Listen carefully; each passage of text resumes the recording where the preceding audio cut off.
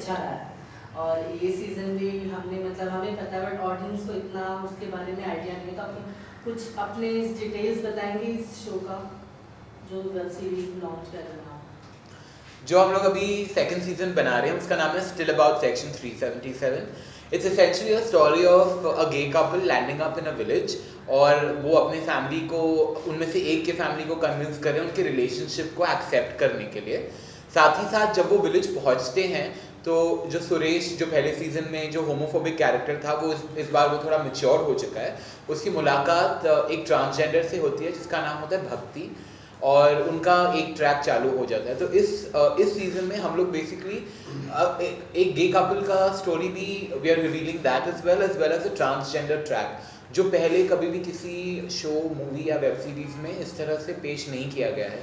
तो ये हमारे शो की एक यूएसपी दिखाया भी है तो गलत दिखाया है. जैसे देखा जाता है हर बार की वेब सीरीज को हम अपनी मतलब फुल्ली ओपन माइंडेड होकर के हम अपना वेब सीरीज बना लेते हैं. तो इस बार आप लोगों ने ऐसा कुछ क्रिएटिविटी किया है कि हाँ जिससे लोगों को स्पेशली मैसेज जाए या फिर ऐसा कुछ? जी, एक्चुअली जो स्टोरी है वो खुद ही हम लोग ने काफ़ी रिसर्च की है क्योंकि ट्रांसजेंडर्स को लेकर ना हमारे दिमाग में बहुत कन्फ्यूजन रहता है. लोगों को बहुत सारी स्टोरीज जैसे कि वो बोलते हैं कि वो बच्चों को उठा के ले जाते हैं या उनके बारे में बहुत कन्फ्यूजन रहती हैं. इस बार हमसफ़र ट्रस्ट जो एक ऑर्गेनाइजेशन है उन्होंने हमें हेल्प किया उनके बारे में समझने के लिए. उनकी जो अनाटमी है वो हमें उन्होंने एक्सप्लेन करी, वो क्यों ऐसे बनते हैं, उनके पीछे क्या राज है. ये हम लोग ने हमारी वेब सीरीज़ में डाला है ताकि जो लोग हैं वो एजुकेट हो सके, उन्हें पता चल सके कि जो उनके बारे में अफवाहें हैं वो कितनी गलत हैं और हमें उनसे डरना नहीं चाहिए because there is nothing to be scared of. और क्रिएटिव लेवल पे हम लोग ने ये वेब सीरीज इस बार एक विलेज में शूट करी है जिसका नाम है जटखोर, जो गुलशन का विलेज है.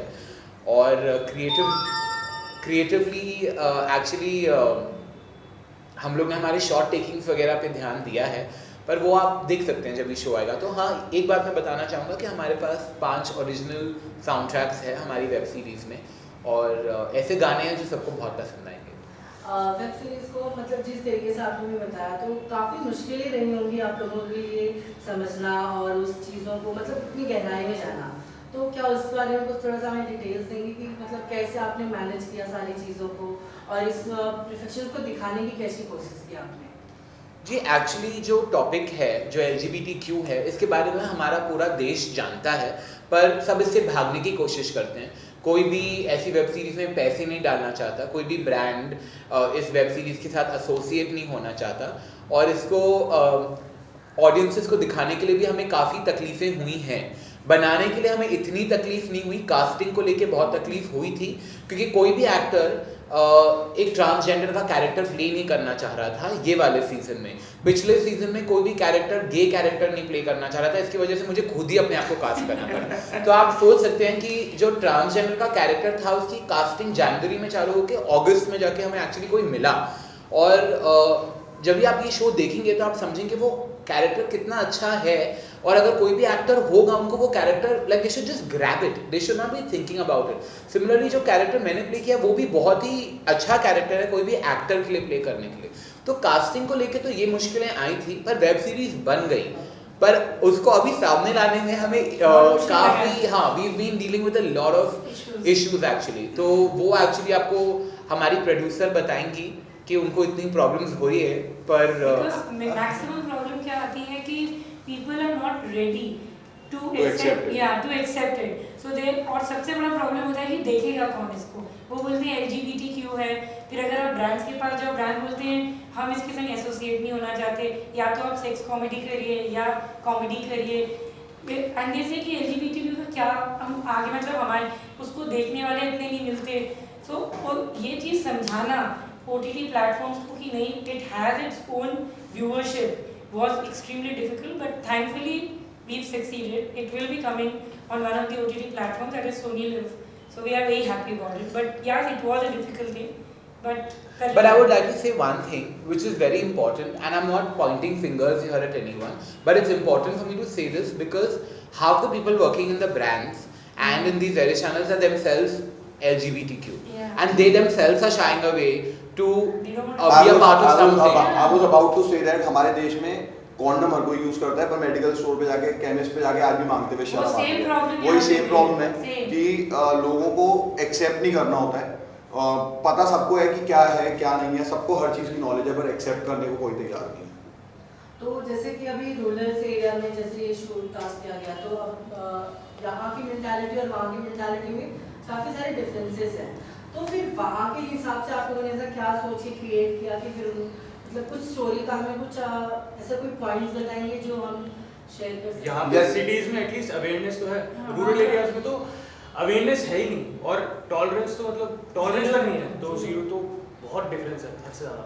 But it's very well written, तो उसमें विलेज की कैरेक्टर्स भी अमित ने बहुत अच्छे से इनकॉर्पोरेट किए हैं, बहुत बहुत रियलिस्टिक है, but still it's not in the adult zone, it's very family. जब आप ये वेब सीरीज देखोगे so you will feel like you can even sit with your family and you can watch। Exactly, और एक दो अगर उसमें गाली वाली है, वो सब आजकल हर मूवी में, आप हॉल में भी जाते हो, कैसी भी मूवी हो तो उसमें सब में होती हैं, तो उसमें कोई भी एक भी कोई सीन नहीं है कि आप अपनी फैमिली के साथ आपको अपना ऐसे मूव करके देखना पड़े या इधर उधर कोई बहाना मानना पड़े कि इधर उधर करने का। तो बहुत ही सिंपल एकदम फैमिली स्टोरी है, तो And you start एकदम empathizing with all the characters after a point, especially the transgender character. He has written it so beautifully, I can't tell you. So after a point, you start actually relating to the characters. That is the beauty of the web series. Yeah. और आपके दिमाग से LGBT का कोई ख्याल ही हट जाएगा, आप नॉर्मल एक लव स्टोरी ही देखोगे, आप कुछ ये सोचोगे ही नहीं कि ये गे है, ये ट्रांसजेंडर है, आप ये सब सोचोगे। बल्कि एक लव स्टोरी है इसके, जब करते हुए जब ये आप देख रहे होंगे, इसमें 2-3 अलग-अलग स्टोरीज हैं, ये भी नहीं है कि एक ही स्टोरी चल रही है और सब बोर हो रहे हैं, तो उसके अलावा भी एक स्टोरी, जैसे एक अमित रोहित का कैरेक्टर है, एक सेठ का कैरेक्टर है, फिर एक सेठ का कैरेक्टर है, एक पलक का कैरेक्टर है, फिर एक सुरेश का कैरेक्टर है, भक्ति का है, तो इतने सारे कैरेक्टर्स हैं इस बार।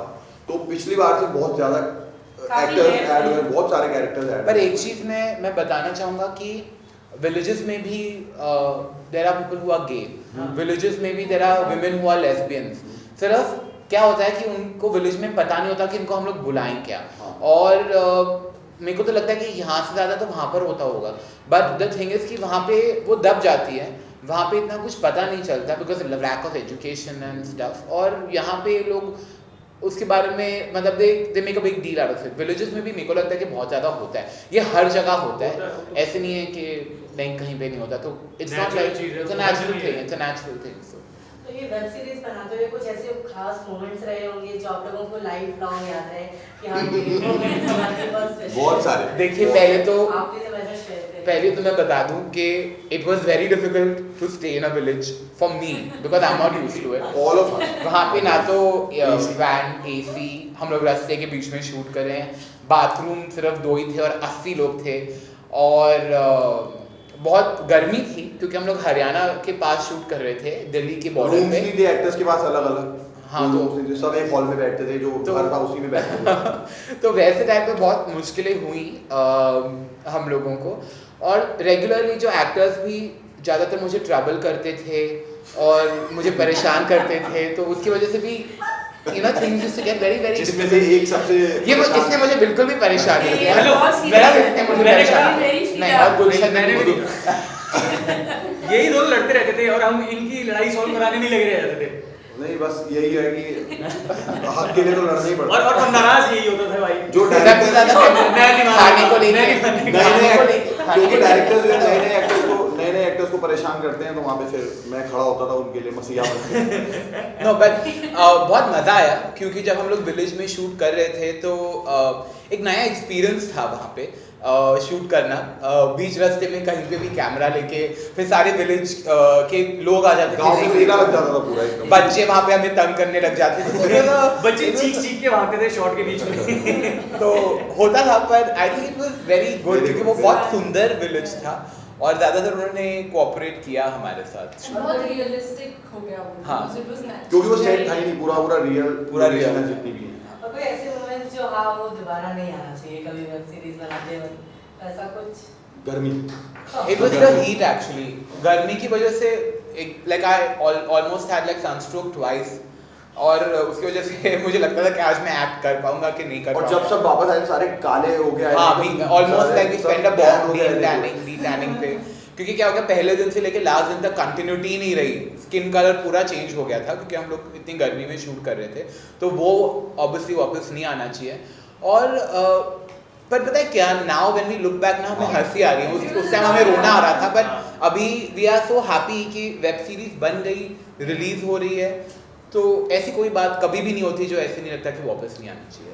तो आप अपने व्यूअर्स से इस वेब सीरीज के बारे में बताएं और उन्हें को मतलब कहें कि हाँ आप इसे वॉच करिए प्लीज। आई थिंक आप लोगों को पता चल गया कि हमने कितने मजे किए ऐसे शूट करते समय, सो आपको दिखेगा वो and you will really enjoy it, plus you will love the characters, you will really relate with them, so watch it, give it a shot and I am sure you will watch something which you have never seen and in a very sensitive and sweet manner. आप ये web series देखिए, अपने family को भी दिखाइए और अपने friends को भी दिखाइए, जितना भी ब्रॉडकास्ट जितने भी ग्रुप्स हैं सब पे शेयर करके, लिंक 9 तारीख को यूट्यूब पे आ जाएगा first episode. Guys, please watch Still About Section 377 and follow dancing Shiva. बीच में तुमको हमेशा बोलना चाहिए। Anyway, so guys, please watch Still About Section 377. It's releasing on the 9th of September on Dancing Shiva, and please make everyone else watch it too, because if you do that, we will be able to make a change in society. Please हमारी web series देखिए, इसमें बहुत comedy है, emotions हैं और बहुत कुछ आपको पता भी लगेगा जो आप अभी तक नहीं जानते हैं LGBT कम्युनिटी के बारे में। I would really request every one of you to please watch our web series Still About Section 377. It will be air on it will be coming on Dancing Shiva, and please watch it and I'm sure you will love it.